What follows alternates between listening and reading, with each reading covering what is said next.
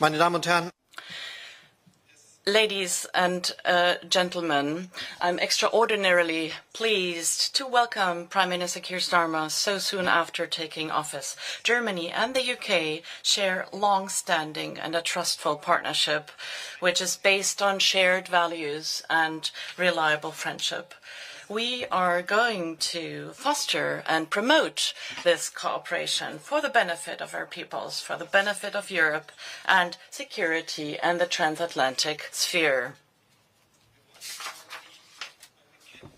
We want to continue to intensify these relations. We don't want to leave it at statements, but base our relations on an entirely new footing. In the coming months, we're going to work towards a treaty which reflects the whole spectrum of our relations. Such a treaty has not existed between Germany and the United Kingdom yet.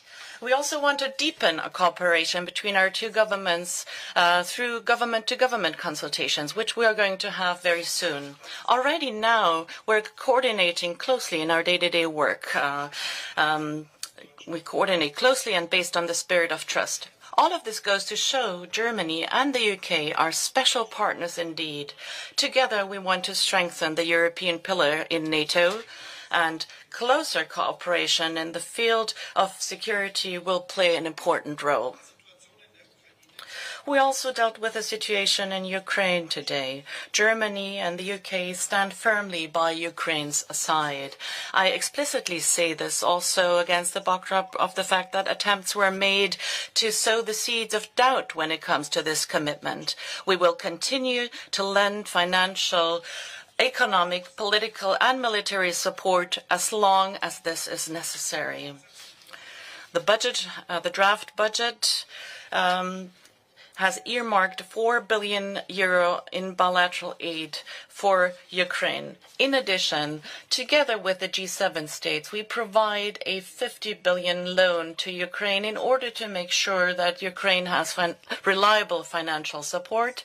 And in order to do so, we also use windfall profits from immobilized Russian central bank's assets. We're deeply worried about the situation in the Middle East and the escalation in the region. The immense human suffering which we're observing for months is growing, just as the risk of a regional conflagration. We call upon all parties involved to continue negotiations immediately, negotiations on a ceasefire and the liberation of hostages. The catastrophic humanitarian situation in Gaza and the lack of protection for civilians and humanitarian aid workers is something that deeply worries me. Israel needs to do more. We coordinate closely, not only in terms of security policy. It is also important to further develop relations between the European Union and the United Kingdom. I am happy about the announcement by Keir Starmer to seek a reset in the relations to the European Union. We want to take this hand which is reached out to us. The UK has always been an indispensable partner when it comes to solving the big issues affecting all of Europe, and nothing has changed after the UK left the European Union. With the withdrawal agreement, the protocol in Ireland and Northern Ireland, the comprehensive trade and cooperation agreement, and the Windsor framework, we have a reliable legal framework for our relations that needs to be fully implemented. One last point is important to me. The contacts between our societies, between Germans and people in the UK have declined massively after Brexit and the COVID-19 pandemic. We want to change that because if you know each other well, you understand each other better. We share similar views on this, and this is why we want to intensify the exchanges between Germany and the UK. Mr. Prime Minister, welcome to Berlin. Thank you very much. Can I first express my sincere condolences for the shocking attack in Solingen last week. Our country knows what it's like to suffer such senseless and despicable acts, and our thoughts are with all the families affected by this terrible event. And Olaf, thank you. It's fantastic to be here with you in Berlin.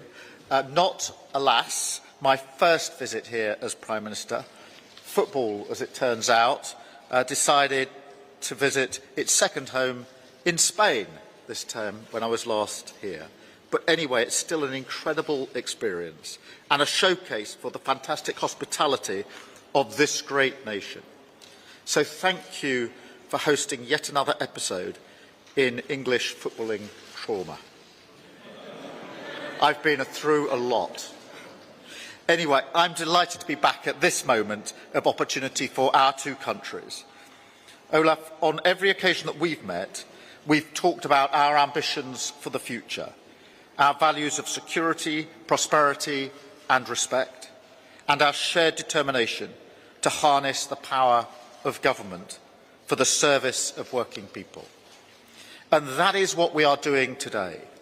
A new UK-Germany treaty, a once-in-a-generation chance to deliver for working people in Britain and in Germany.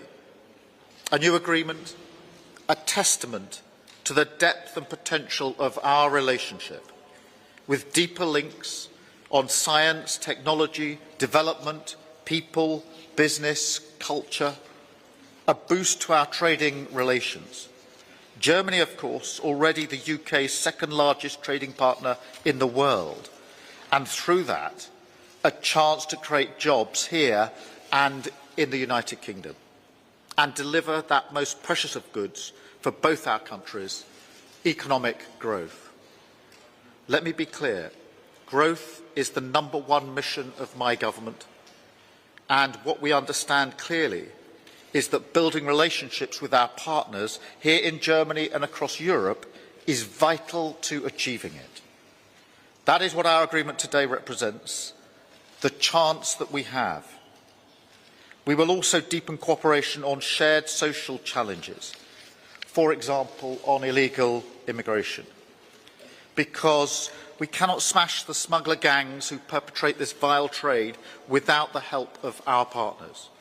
And I'm really glad that we had substantive discussions today about how we tackle the smuggling gangs and agreed to develop a joint action plan to tackle illegal migration. We will also renew our commitment to the Calais Group, enhance our intelligence sharing on organised immigration crime, but also increase collaboration on tackling climate change, an important goal for the planet, of course, for greater energy security, but also for tackling the drivers of challenges like illegal migration at source. And finally, at the heart of this treaty will be a new defence agreement, an agreement that builds upon our already formidable defence cooperation, but which expands that relationship to face the threats of a volatile world together. That, of course, means a shared resolve to stand up for the security of our people and the wider European continent. And that begins with our unyielding support for Ukraine, and we discussed that in some detail today.